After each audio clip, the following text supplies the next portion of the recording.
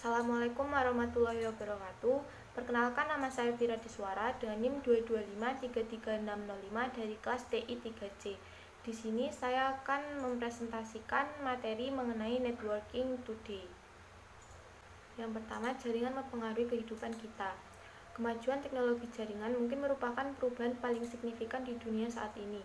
Hal-hal tersebut membantu menciptakan dunia di mana batas-batas negara, jarak geografis, dan keterbatasan fisik menjadi kurang relevan, sehingga hambatan-hambatan yang ada semakin berkurang.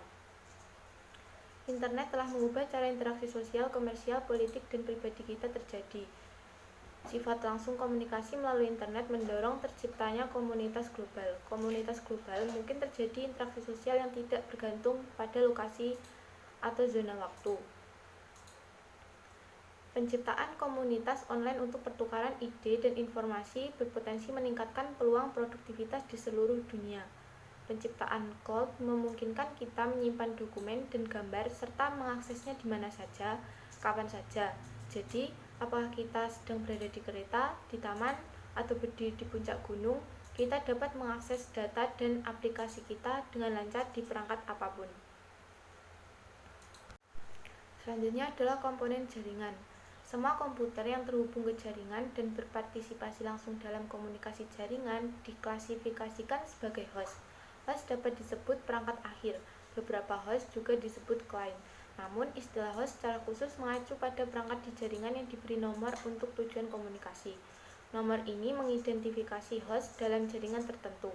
Nomor ini disebut alamat Internet Protocol atau IP. Alamat IP mengidentifikasi host dan jaringan tempat host tersebut terhubung. Selanjutnya adalah server. Server adalah komputer dengan perangkat lunak yang memungkinkan memberikan informasi seperti email atau halaman web ke perangkat akhir lain di jaringan. Setiap layanan memerlukan perangkat lunak server terpisah. Misalnya, server memerlukan perangkat lunak server web atau menyediakan layanan web ke jaringan. Sebuah komputer dengan perangkat lunak server dapat memberikan layanan secara bersamaan kepada banyak klien yang berbeda. Seperti disebutkan sebelumnya, klien adalah sejenis host. Klien memiliki perangkat lunak untuk meminta dan menampilkan informasi yang diperoleh dari server. Perangkat lunak klien dan server biasanya dijalankan pada komputer terpisah. Namun, ada juga kemungkinan satu komputer digunakan untuk kedua peran tersebut secara bersamaan. Dalam usaha kecil dan rumah, banyak komputer berfungsi sebagai server dan klien di jaringan. Jenis jaringan ini disebut jaringan peer-to-peer. Keuntungan jaringan peer-to-peer itu adalah mudah diatur, kurang rumit, biaya lebih rendah karena perangkat jaringan dan server khusus mungkin tidak diperlukan. Dapat digunakan untuk tugas sederhana seperti mentransfer file dan berbagai printer. Sedangkan kerugian dari jaringan peer-to-peer adalah tidak ada administrasi terpusat, tidak seaman itu, tidak terukur, dan semua perangkat dapat bertindak sebagai klien dan server yang dapat memperlambat kinerjanya. Perangkat jaringan yang paling dikenal orang adalah perangkat akhir. Untuk membedakan satu perangkat akhir dengan perangkat akhir lainnya, setiap perangkat akhir di jaringan memiliki alamat. Ketika perangkat akhir memulai komunikasi, perangkat tersebut menggunakan alamat perangkat akhir tujuan untuk menentukan kemana harus menyampaikan pesan. Perangkat akhir adalah sumber atau tujuan pesan yang dikirimkan melalui jaringan. Sedangkan perangkat perantara adalah perangkat yang menghubungkan masing-masing perangkat akhir ke jaringan. Mereka dapat menghubungkan beberapa jaringan individual untuk membentuk suatu network, internetwork. Sedangkan perangkat perantara itu menghubungkan masing-masing perangkat akhir ke jaringan. Mereka dapat menghubungkan beberapa jaringan individual untuk membentuk suatu internetwork. Perangkat perantara ini menyediakan konektivitas dan memastikan aliran data melintasi jaringan. Perangkat perantara menggunakan alamat perangkat akhir tujuan bersama dengan informasi tentang interkoneksi jaringan untuk menentukan jalur yang harus diambil pesan melalui jaringan. Selanjutnya adalah representasi dan topologi jaringan. Arsitek dan administrator jaringan harus mampu menunjukkan seperti apa jaringan mereka nantinya. Mereka harus dapat dengan mudah melihat komponen mana yang terhubung ke komponen lain, di mana lokasinya dan di mana komponen tersebut akan dihubungkan. Komunikasi ditransmisikan melalui jaringan pada media. Media menyediakan saluran yang dilalui pesan dari sumber ke tujuan. Jaringan modern terutama menggunakan 3 jenis media untuk menghubungkan perangkat, yaitu yang pertama, kabel logam di dalam kabel. Data dikodekan menjadi impuls listrik. Yang kedua, serat kaca atau plastik di dalam kabel atau kabel serat optik. Data dikodekan menjadi pulsa cahaya. Yang ketiga, transmisi nirkabel. Data dikodekan melalui modulasi frekuensi gelombang elektromagnetik tertentu. Selanjutnya adalah jenis jaringan umum. Dua jenis infrastruktur jaringan yang paling umum adalah Local Area Network atau LAN dan Wide Area Network atau WAN. LAN adalah infrastruktur jaringan yang menyediakan akses ke pengguna dan perangkat akhir di wilayah geografis kecil.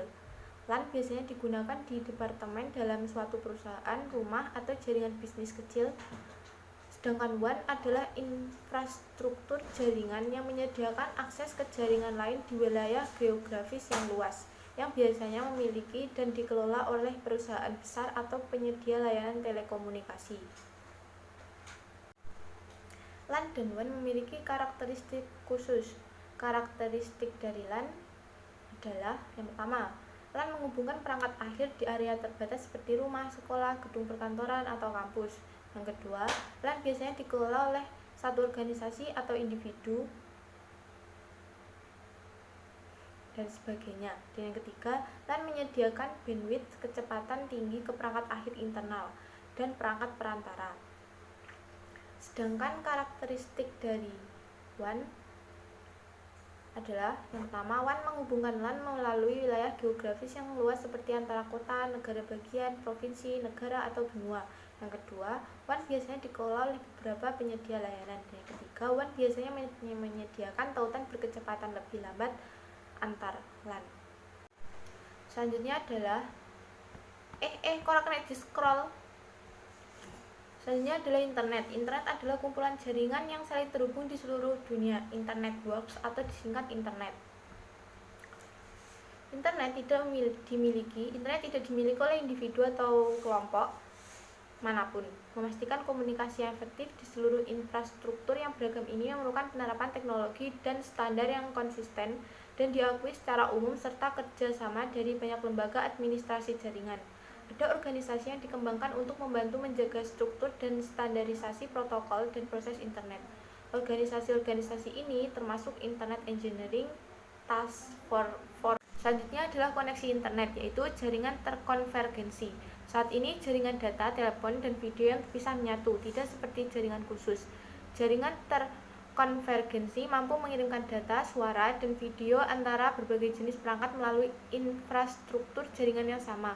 Infrastruktur jaringan ini menggunakan seperangkat aturan, perjanjian, dan standar implementasi yang sama. Jaringan data konvergen membawa banyak layanan dalam satu jaringan.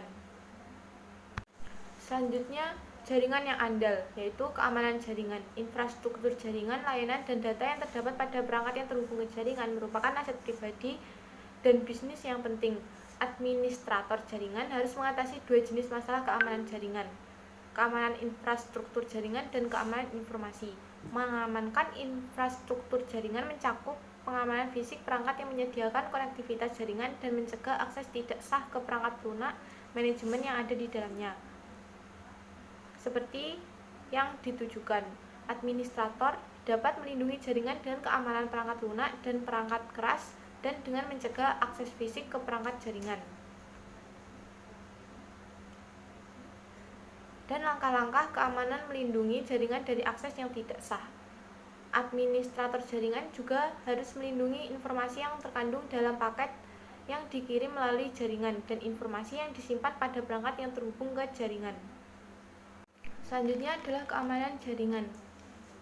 Keamanan jaringan merupakan bagian integral dari jaringan komputer. Terlepas dari apakah jaringan tersebut berada di rumah dengan satu koneksi di internet atau merupakan perusahaan dengan ribuan pengguna, keamanan jaringan harus mempertimbangkan lingkungan, serta alat dan persyaratan jaringan. Jaringan tersebut harus dapat mengamankan data namun tetap memberikan kualitas layanan yang diharapkan pengguna dari jaringan. Ada beberapa ancaman eksternal yang umum terhadap jaringan, yaitu virus, Worm dan Trojan Horse. Ini berisi perangkat lunak atau kode berbahaya yang berjalan di perangkat pengguna. Selanjutnya, spyware dan adware. Ini adalah jenis perangkat lunak yang diinstal pada perangkat pengguna. Perangkat lunak kemudian secara diam-diam mengumpulkan informasi tentang pengguna. Yang ketiga adalah serangan zero day. Disebut juga serangan zero hour. Serangan ini terjadi pada hari pertama kerentanan diketahui. Selanjutnya adalah solusi keamanan. Tidak ada solusi tunggal yang mampu melindungi jaringan dari berbagai ancaman yang ada. Oleh karena itu, keamanan harus diterapkan dalam beberapa lapisan.